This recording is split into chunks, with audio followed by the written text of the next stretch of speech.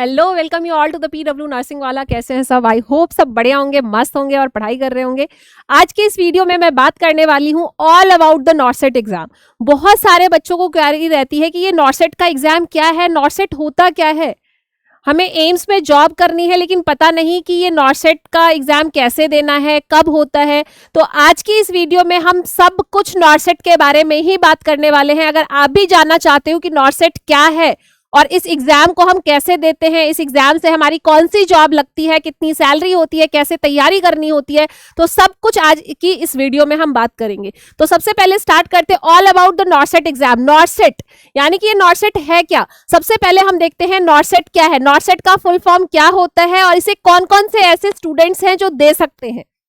तो नॉर्सेट का exam N से, इसका फुल फॉर्म क्या है, एन से नर्सिंग ऑफिसर, NO लिखा हुआ है, यानी कि सबसे पहले NO का मतलब क्या होता है, नर्सिंग ऑफिसर। नॉर्सेट नर्सिंग ऑफिसर का एग्जाम होता है। RCET का मतलब है रिक्रूटमेंट कॉमन एलिजिबिलिटी टेस्ट, यानी कि अगर आपको नर्सिंग ऑफिसर बनना है तो इस रिक्रूटमेंट एग्जाम को देना पड़ेगा। जो कंडक्ट किसके द्वारा किया जाता है डियर, ये कंडक्ट किया जाता है बाय एम्स दिल्ली। इस एग्जाम को कौन करवाता है, एम्स दिल्ली इस एग्जाम को कंडक्ट करवाता है, नॉर्सेट एग्जाम को। इस एग्जाम को देकर आप किसी भी एम्स में as a nursing officer job कर सकते हो। ठीक है, नॉर्सेट का एग्जाम, इसका फुल फॉर्म पहले पता होना चाहिए, nursing officer recruitment common eligibility test. इसका एग्जाम एम्स दिल्ली कंडक्ट करवाता है। इसका एग्जाम देकर हम क्या बनते हैं, नर्सिंग ऑफिसर बनते हैं। कहां पर बनते हैं, तो मैं आपको बता दूं, इससे हम एम्स में, एम्स जितने भी एम्स आप सुनते हो, एम्स जोधपुर हो, रायपुर हो, भोपाल हो, छत्तीसगढ़ हो, कश्मीर हो, कहीं पे भी आपको जॉब करना है, किसी भी एम्स में नर्सिंग ऑफिसर की पोस्ट पे लगना है तो आपको एक एग्जाम देना पड़ेगा जिसका नाम है नॉर्सेट। नॉर्सेट को क्रैक करने के लिए उसके बारे में जानना बहुत ज्यादा जरूरी है। ठीक है, अब इसके साथ साथ ये सिर्फ एम्स में नहीं, एम्स के साथ साथ ये बहुत सारे सेंट्रल गवर्नमेंट, जैसे दिल्ली में RML हॉस्पिटल है, सफदरजंग हॉस्पिटल है, लेडी हार्डिंग हॉस्पिटल है। अब तो इसमें ESIC, जिपमर, बहुत सारे ऐसे इंस्टीट्यूट हैं जो इसमें पार्टिसिपेट करते हैं। बहुत सारे ऐसे इंस्टीट्यूट, सेंट्रल गवर्नमेंट हॉस्पिटल्स जो नॉर्सेट के एग्जाम में पार्टिसिपेट करते हैं, यानी कि सिर्फ एक नॉर्सेट का एग्जाम और वो सारे हॉस्पिटल जहां आप चाहते हो वहां पे आपकी जॉब लग सकती है एज अ नर्सिंग ऑफिसर। तो सबसे पहले जानते हैं इस एग्जाम के लिए क्वालिफिकेशन, नॉर्सेट के एग्जाम के लिए क्वालिफिकेशन क्या होना चाहिए और कौन कौन से ऐसे स्टूडेंट हैं जो नॉर्सेट का एग्जाम दे सकते हैं, जिन्होंने BSc नर्सिंग किया है, BSc ऑनर्स नर्सिंग किया हुआ है, पोस्ट बेसिक BSc नर्सिंग किया हुआ है, या फिर अगर किसी बच्चे ने GNM भी किया है तो भी 2 इयर्स का एक्सपीरियंस, अगर हॉस्पिटल एक्सपीरियंस है उस बच्चे के पास, और कम से कम मिनिमम 50 बेडेड हॉस्पिटल का एक्सपीरियंस होना चाहिए। और ये INC या फिर SNC, state nursing council recognised होना चाहिए, जिससे आपको रजिस्टर्ड नंबर मिलता है, जो कि आपका रजिस्टर्ड RN/RM नंबर होता है। वो रजिस्ट्रेशन नंबर आपके पास होना चाहिए। तो ऐसा जरूरी नहीं है कि भाई आपका रिकॉग्नाइज्ड नहीं है, SNC नहीं है या INC नहीं है। तो बहुत सारे बच्चों को इसमें बहुत डाउट रहता है। देखो, इंडियन नर्सिंग काउंसिल से बाद में भी वो रजिस्टर्ड होते हैं, बट आपका स्टेट नर्सिंग काउंसिल रजिस्टर्ड अगर होगा तभी आप नॉर्सेट का एग्जाम दे सकते हो, यानी कि आपके पास SNC स्टेट का नंबर होना चाहिए। INC है या नहीं है, लेकिन स्टेट नर्सिंग काउंसिल का रजिस्ट्रेशन नंबर होना चाहिए और आपका हॉस्पिटल रजिस्टर्ड होना चाहिए। बहुत सारे ऐसे भी हॉस्पिटल हैं जो स्टेट नर्सिंग काउंसिल रिकॉग्नाइज्ड हैं बट INC नहीं है, तो परेशान होने की जरूरत नहीं है, आप नॉर्सेट का एग्जाम दे सकते हैं। समझ में आया? चलो नेक्स्ट है एज लिमिट क्या है, कितने साल तक हम इसको दे सकते हैं। 18 to 30 इयर्स, मिनिमम 18 है, मैक्सिमम 30 इयर्स तक आप इसका एग्जाम दे सकते हो। और कुछ age relaxation as per the government rules, जैसा कि OBC के लिए 3 ईयर का रिलैक्सेशन है, SC/ST कैंडिडेट के लिए 5 इयर्स का रिलैक्सेशन है, और अदर कैटेगरीज है उनमें भी रिलैक्सेशन है। पहले से कोई सेंट्रल गवर्नमेंट के एम्प्लॉय हैं उनके लिए भी रिलैक्सेशन है। ठीक है, तो जैसे गवर्नमेंट जो रूल है उसी के अकॉर्डिंग आपको रिलैक्सेशन मिलता है, वो सबके लिए सेम ही है जैसा एज रिलैक्सेशन होता है। नेक्स्ट हम बात करेंगे नॉर्सेट एग्जाम कितनी बार होता है और ये एग्जाम कब होता है। तो आपने देखा होगा, अब conducted twice in a year, पहले नॉर्सेट का एग्जाम साल में 1 बार होता था, बट अब नॉर्सेट का एग्जाम साल में 2 बार होता है। अभी आपका एक बार, जैसे अभी रिसेंट हुआ है नॉर्सेट 9 सितंबर में हुआ है, नेक्स्ट एग्जाम नॉर्सेट 10 कब होगा, अप्रैल में होगा। तो ऐसे एक साल में 2 बार नॉर्सेट का एग्जाम कंडक्ट किया जाता है। ऑलमोस्ट यही मंथ रहता है जिसके आसपास 1 महीने पहले या 15 दिन पहले वैकेंसी आती है। प्रीलिम्स और मेंस दोनों ही प्रीलिम्स और मेंस में सिर्फ 15 से 20 दिन का ही गैप होता है, इसलिए आपको दोनों को एक साथ तैयार करते रहना। ऐसा नहीं कि पहले प्रीलिम्स की तैयारी करते हैं फिर मेंस की, पूरी तैयारी आपको एक साथ करके चलनी है। जो इसका अप्रोच होगा वो दोनों को करते हुए आप चलोगे, ठीक है। तो आपको मैंने बता दिया, एक साल में 2 बार नॉर्सेट का एग्जाम होता है और इसका जो मोड है वो ऑनलाइन मोड, ऑनलाइन सीबीटी, यानी कि कंप्यूटर बेस्ड टेस्ट जो है वो आपका होता है, ऑनलाइन मोड होगा। ऑफलाइन मोड में कोई एग्जाम पेन पेपर बेस्ड नहीं होता, कंप्यूटर बेस्ड पेपर होता है ये। और इसका जो पेपर का लैंग्वेज होता है वो इंग्लिश लैंग्वेज में होता है, ठीक है, इंग्लिश लैंग्वेज में इसका पेपर होता है। नेक्स्ट हम बात करेंगे नॉर्सेट एग्जाम के स्टेजेस की।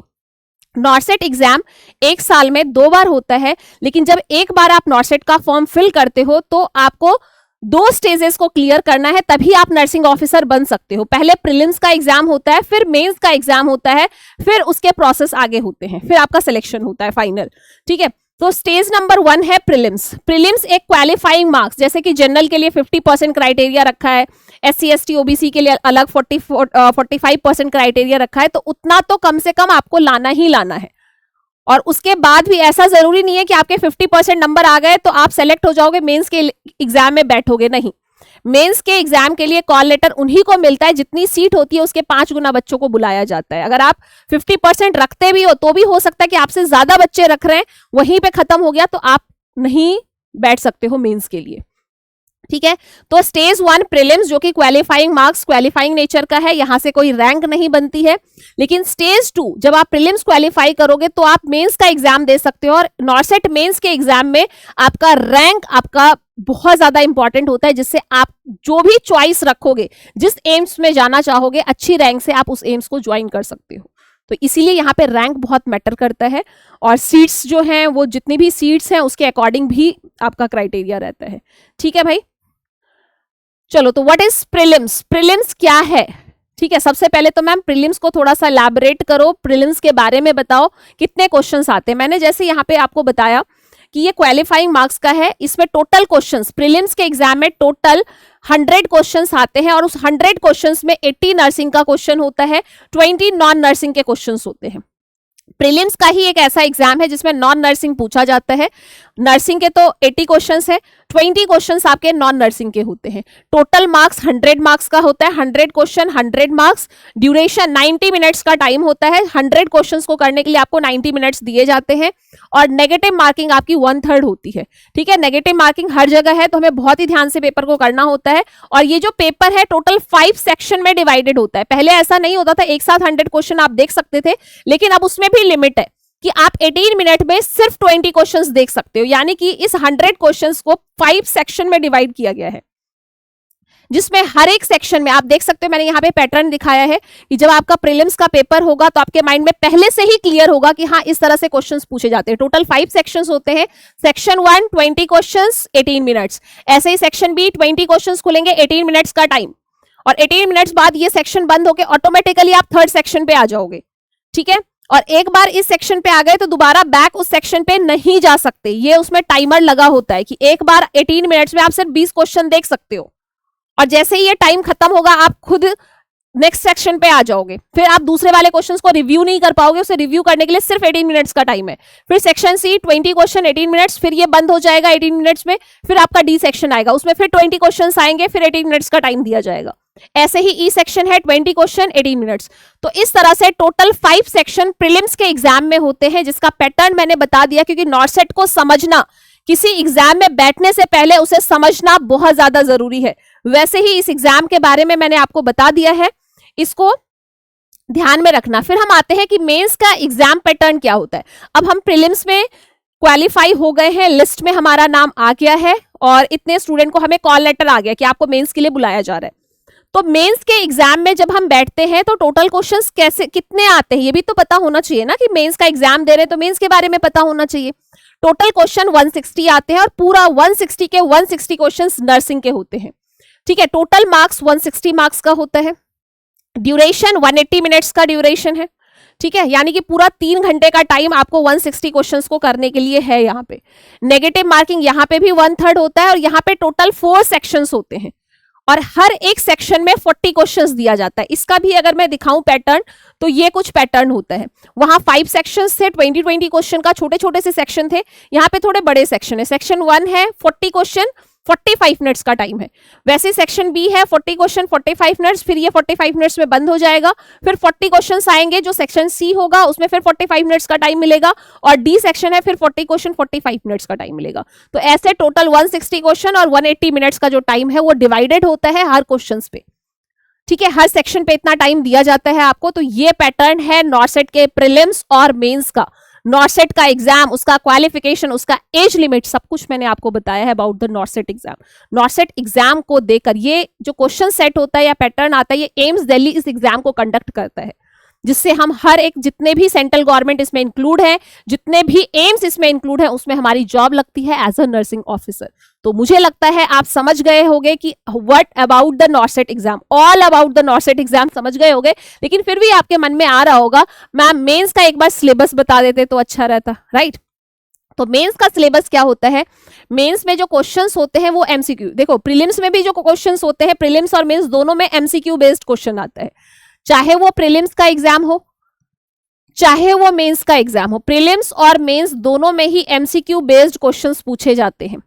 दूसरा है कि मेंस का सिलेबस क्या है? बीएससी नर्सिंग का जो सिलेबस है नर्सिंग का, वही सिलेबस हमारा होता है जो मेंस नॉर्सेट के लिए सिलेबस दिया जाता है। तो अलग से ऐसा कोई स्पेशल कुछ मेंशन नहीं किया गया है कि ये आपका सिलेबस होगा, नहीं। एम्स कभी भी वो सिलेबस नहीं देता, वही सिलेबस जो बीएससी नर्सिंग का सिलेबस है वही आपका सिलेबस होता है। लेकिन हाँ, एम्स ने मेंस के बारे में कुछ चीजें स्पेसिफाई की हैं, जो मैंने यहाँ पे मेंशन किया है कि एम्स के जो क्वेश्चंस टाइप होंगे वो थोड़े सिनारियो बेस्ड क्वेश्चंस होंगे, प्रैक्टिकल बेस्ड क्वेश्चंस होंगे, क्लिनिकल क्वेश्चंस होंगे। ये एम्स ने खुद अपने जो उसका एग्जाम नोटिफिकेशन आता है उसमें बताया हुआ है, ठीक है, जिसमें थोड़े decision making questions, theoretical questions, mix type के क्वेश्चंस आपको दिख सकते हैं, इमेज बेस्ड के क्वेश्चंस आते हैं।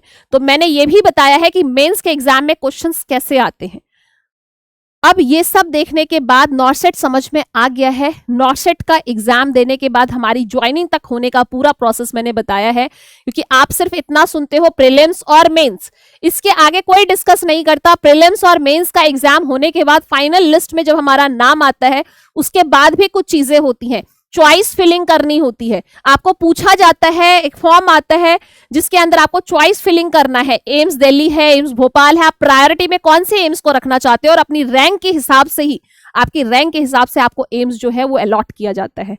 तो यहाँ कौन सा एम्स अलॉट किया जाएगा उसके बारे में एम्स आपसे पूछता है कि आप अपनी चॉइस, अपनी डिमांड रखो, अगर हमारे पास अवेलेबिलिटी होगी तो हम उसके अकॉर्डिंग प्रायोरिटी आपको पहले इस एम्स में देंगे। तो ये चॉइस फिलिंग होता है। चॉइस फिलिंग होने के बाद आपके ऑनलाइन डॉक्यूमेंट्स अपलोड होते हैं। डॉक्यूमेंट्स अपलोड होने के बाद उसे वेरीफाई किया जाता है, फिर आपको फिजिकल डॉक्यूमेंट वेरिफिकेशन होता है, फिर मेडिकल होता है, फिर आपकी ज्वाइनिंग होती है। फिर ज्वाइनिंग लेटर आएगा, फिर आप ज्वाइन करने जाओगे तो वहीं पे मेडिकल होगा, फिर आपकी ज्वाइनिंग करा दी जाएगी। तो ये हमारा प्रोसेस है अबाउट द नॉर्सेट एग्जाम। मुझे लगता है आपको नॉर्सेट के बारे में जितनी क्वेरीज होंगी वो इस वीडियो में सॉल्व हो गया होगा कि नॉर्सेट है क्या, कैसा एग्जाम होता है, कितने क्वेश्चंस आते हैं, कितने घंटे का पेपर होता है, नेगेटिव मार्किंग होती है या नहीं होती है, ये सारी चीजें मैंने आपको बता दी है। लास्ट में आपके मन में ये आ रहा होगा, मैम सब कुछ तो बता दिया, नॉर्सेट समझ में तो आ गया, how to prepare for the NORCET exam, how to prepare for the NORCET exam. ठीक है, ये क्वेश्चंस आपके मन में होगा कि हम इस नॉर्सेट एग्जाम के बारे में कैसे, नॉर्सेट एग्जाम को कैसे प्रिपेयर करें, या फिर वही सेम क्वेश्चन हिंदी में भी लिखा है, नॉर्सेट की तैयारी कैसे करें और कहां से करें और कब स्टार्ट करें। सब कुछ सुनने के बाद सबके मन में यही क्वेश्चन आता है, तैयारी कैसे करनी है। देखो इसका जो अप्रोच, क्योंकि आपको पता है कि हर 6 महीने में पेपर होता है, तो हम बहुत लंबा अपना टाइम टेबल लेकर नहीं चल सकते, हम 1 साल का प्लानर नहीं बना सकते। हमारा जो प्लानर होगा वो 5 मंथ्स का होगा, और 5 मंथ्स में हमें पूरे नर्सिंग को रिवाइज करना है। तो देखो ये अगर आप सेल्फ स्टडी से कर सकते हो तो वेल एंड गुड है, नहीं आपके पास किसी के नोट्स हैं या फिर कोचिंग नोट्स हैं, या फिर अगर आप कोचिंग कर रहे हो तो आप वहां से नोट्स प्रिपेयर करो और फास्ट उसको प्रिपेयर करो, उसे रिवाइज करो, एमसीक्यू की प्रैक्टिस साथ साथ स्टार्ट करो, प्रीवियस ईयर के क्वेश्चंस पेपर को देखो कि कैसे क्वेश्चंस पूछे गए हैं। समझ में आ रहा है? तो क्योंकि हमारा बहुत लंबा टाइम ड्यूरेशन नहीं है, पहले 1 साल में पेपर होता था तो 8-10 महीने में बच्चे आराम से प्रिपेयर कर लेते थे, 3-4 महीने फिर रिवीजन के लिए टाइम मिलता था, तो बहुत अच्छा खासा टाइम मिलता था। बट आज की डेट में हमारे पास इतना टाइम नहीं है कि हम 1 साल का ड्यूरेशन लेके चले। हमारे पास हर 6 महीने में पेपर होता है, तो हमारा जो अप्रोच रहता है वो 5 मंथ्स का ड्यूरेशन और 5 महीने में अपने नर्सिंग के सब्जेक्ट को टिप्स पे करना होता है। और 5 महीने का टाइम ही उसी के अकॉर्डिंग हमें शेड्यूल बनाना पड़ता है, उसी के अकॉर्डिंग अपना टाइम टेबल सेट करना पड़ता है। तो अगर आप भी शिद्दत से 5 महीने देते हो तो आप अपने नर्सिंग के सब्जेक्ट्स को बहुत बढ़िया तरीके से शॉर्ट एंड समराइज वे में, कंसाइज वे में प्रिपेयर कर सकते हो। देखो यहाँ पे अगर आप पूरी मोटी मोटी गाइड पढ़ोगे, पूरी किताब निकाल लोगे, तो सिलेक्शन में मैं ये नहीं कह सकती सिलेक्शन नहीं होगा, लेकिन सिलेक्शन में थोड़ा ज्यादा टाइम लग सकता है। बट अगर आप स्मार्ट वे में प्रिपेयर करोगे, ठीक है, लिमिटेड या फिर मैं बोलूंगी इंपॉर्टेंट चीजों पे फोकस करोगे। इंपॉर्टेंट कहने का मतलब नर्सिंग में 15-18 सब्जेक्ट है, उससे ना पढ़ के पूरे 18 को आप अगर 6 से 7 मेन सब्जेक्ट को भी पढ़ते हो तो भी आपका सिलेक्शन का जो चांस है वो 80% तक बढ़ जाता है in comparison to the others. समझ में आ रहा है? तो ये नॉर्सेट के बारे में कैसे तैयारी करें उसके बारे में मैंने सारी चीजें बताई। सेल्फ स्टडी से कर सकते हो, अगर आप 4th ईयर में हो तब से आप प्रिपरेशन स्टार्ट कर सकते हो। आजकल लोग 1st ईयर से करें, लेकिन 1st ईयर तो बेस्ट टाइम नहीं है इसे प्रिपेयर करने का। बट 3rd ईयर कंप्लीट हुआ है, 4th ईयर या इंटर्नशिप जैसे आपका स्टार्ट होता है, क्लिनिकल ड्यूटीज लगना स्टार्ट होता है, तब से आप नॉर्सेट की प्रिपरेशन स्टार्ट कर सकते हो, जहां पे उस 5 to 6 मंथ्स में आपके नोट्स बहुत अच्छे से प्रिपेयर हो जाएंगे। आपके टॉपिक्स, क्योंकि आप पहले से ही PYQ देखना, इंपॉर्टेंट टॉपिक्स को देखना स्टार्ट करो, जिससे आपको पता चलेगा कि नोट्स बनाते टाइम बच्चों की गलती ये भी होती है कि वो नोट्स बना लेते हैं पहले, लेकिन उन्हें पता नहीं होता कि इसमें इंपॉर्टेंस क्या है, कौन से टॉपिक को पढ़ना है, कौन सा छोड़ना है, किसे करना है, वो सब कुछ कर लेते हैं, जिसकी वजह से उनका नोट्स इतना बल्कि हो जाता है जिसे रिवाइज करना उनके लिए बहुत टफ हो जाता है। तो नॉर्सेट की प्रिपरेशन से रिलेटेड हम सेपरेट वीडियो बनाएंगे, जहां पे उससे प्रिपरेशन से रिलेटेड सारी चीजें बात करेंगे। बट यहाँ इस वीडियो में मैं बात कर रही थी अबाउट द नॉर्सेट। तो नॉर्सेट की सारी जानकारी मैंने आपको इस वीडियो में दे दी है। आई थॉट ये वीडियो आपके लिए बहुत ज्यादा हेल्पफुल होगा। Thank you so much for joining this session. मिलते हैं आपसे नेक्स्ट वीडियो में, तब तक पढ़ते रहें। अगर आपको कोई भी डाउट है और कुछ भी जानना है, किसी भी टॉपिक पे वीडियो बनवाना है, तो आप कमेंट बॉक्स में लिख सकते हो। Thank you so much, bye bye and God bless you.